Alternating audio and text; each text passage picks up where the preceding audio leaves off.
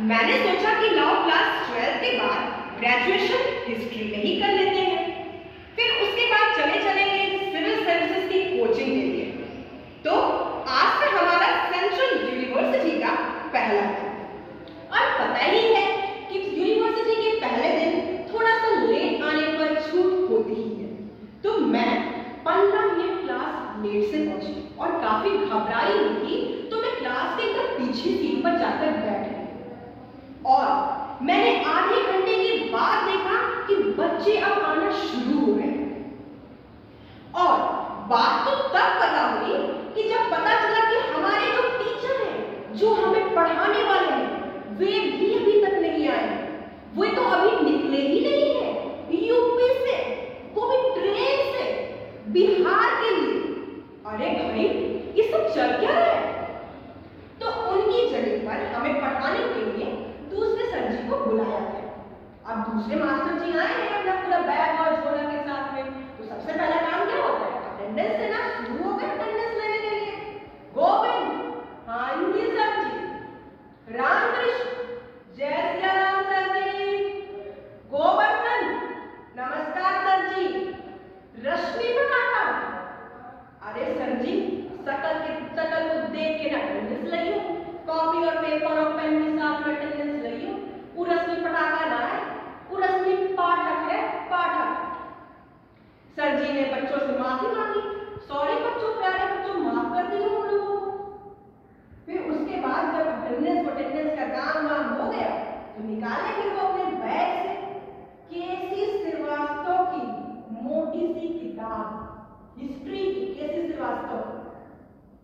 अब इतनी मोटी सी किताब को देख के हम सब बच्चों को एकदम से बेहोश ही छा गई। मेरी तो एकदम से फट गई, एकदम से वाट लग गई। भाई, इतनी मोटी सी किताब हम लोग कैसे पढ़ेंगे इस पूरे सेमेस्टर में?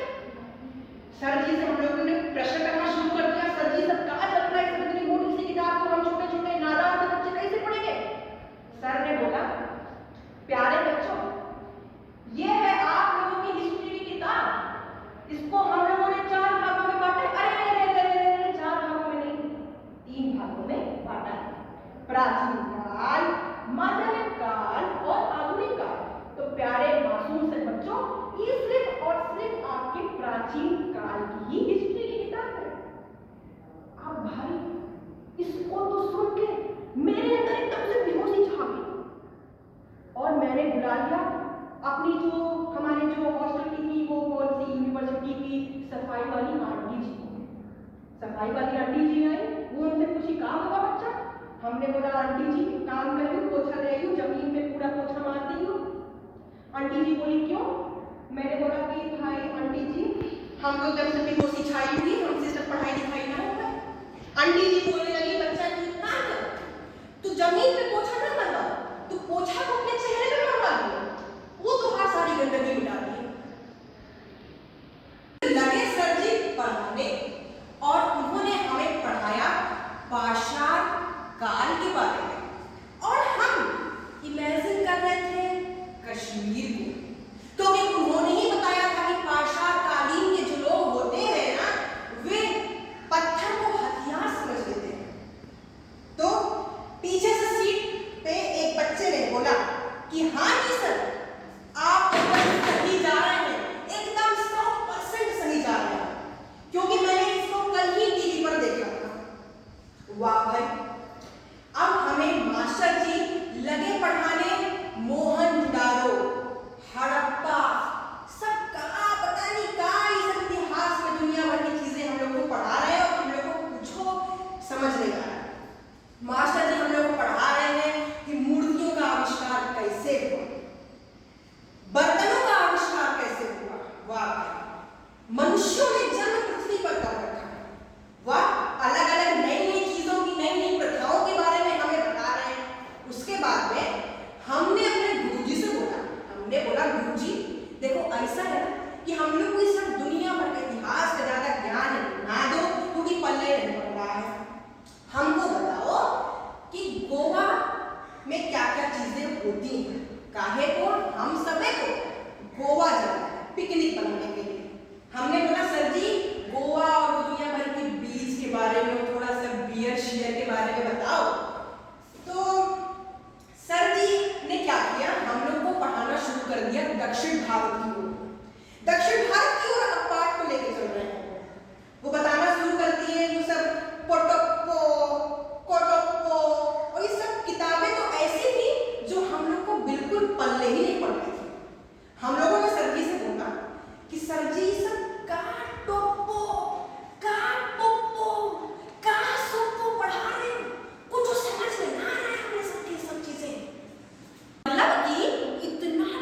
डेंजरस सब्जेक्ट है ये हिस्ट्री। इसका अंदाजा आप सभी लोग इसी से लगा लीजिए कि आज तक कभी कोई पूर्वज केमिस्ट्री, बायोलॉजी, फिजिक्स में कोई दफन है नहीं ना, सिर्फ हिस्ट्री में पूर्वज हमारे दफन होते हैं भैया।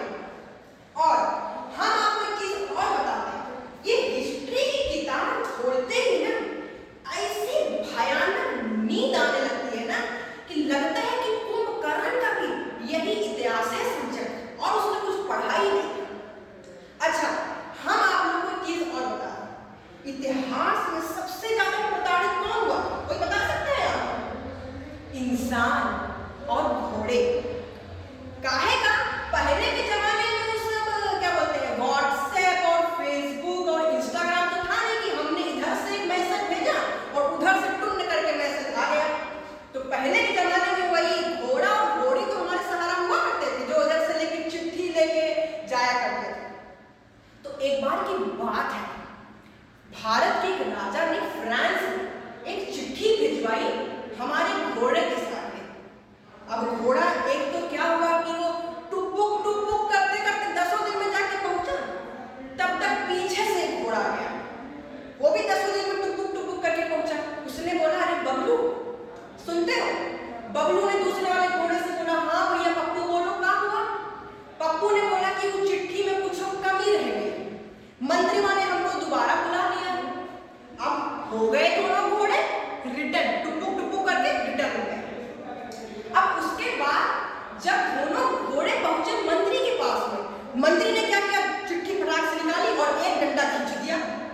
और खींचने के बाद उसने बोला, भैया बबलू और पप्पू माफ कर देना, ऐसा है ना वो पूर्ण विराम लगाना भूल गया था।